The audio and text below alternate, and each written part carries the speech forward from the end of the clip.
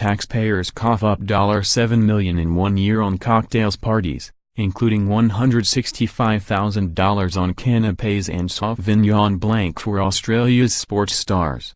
The Turnbull Government last year spent close to $7 million on cocktails parties and hospitality, with one minister hosting 2 gala dinners worth $165,000 for elite athletes. Taxpayers in 2017 stumped up $45,000 and $120,000 for 2 separate Australian Sports Commission dinners in Melbourne and Sydney. Sports Minister Greg Hunt in December hosted an extravagant dinner which saw Olympic hurdler Sally Pearson awarded Athlete of the Year. The Grand Australian Sports Performance Awards, at Sydney's The Star Casino, saw the public purse fund a $120,045 gala event, which included $39,490 for a 3-course meal, $20,880 in beverages and $47,051 for venue hire.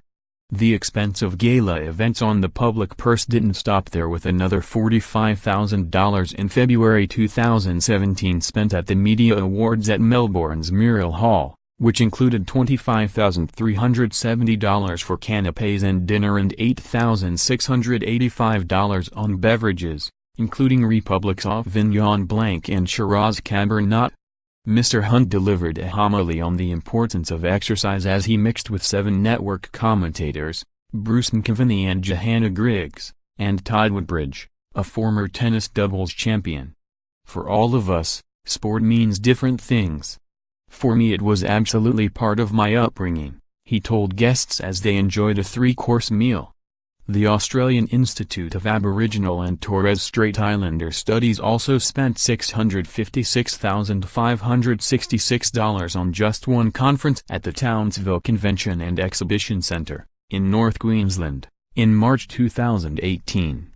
A question on notice from Labor Senator Kimberly Kitching revealed $271,253 was spent on catering alone for the National Native Title Conference, with another $134,624 shelled out on travel and accommodation. The Australian Institute of Aboriginal and Torres Strait Islander was by far the biggest spender last year, costing taxpayers $1.067 million on catering. Across all government departments, $6.2 million was spent on hospitality and entertainment, with ministers spending another $808,127, taking the total spending on taxpayer-funded catering to $6.96 million in 2017. The government-owned company behind the rollout of the National Broadband Network, NBN Co., also spent $334,874 last year on events, milestone celebrations and product launches. In answer to a question from Labor Senator Ann Urquhart, NBN CEO said it did not have a cost breakdown of functions or official receptions. In another example of largesse, Australian Public Service Commission spent $23,997 on a diversity breakfast in November 2017.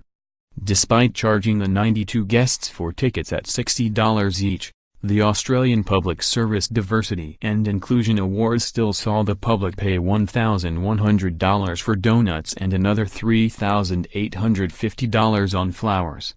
Ironically, the Public Service Commission was headed by John Lloyd, who earlier this month announced he would quit his $678,000 position in August, after an anonymous complaint was made about his ties to the Institute of Public Affairs, a right-wing think tank that rails against government waste.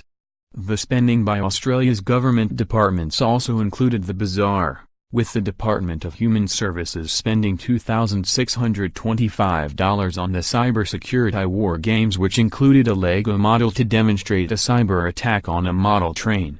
Even more bizarre was the Fair Work Commission spending $1,773 producing a video reenactment of the 1907 Harvester Judgment. It featured actors in period costume playing out scenes from the Commonwealth Court of Arbitration and Conciliation, which ruled in favor of centralized wage fixing.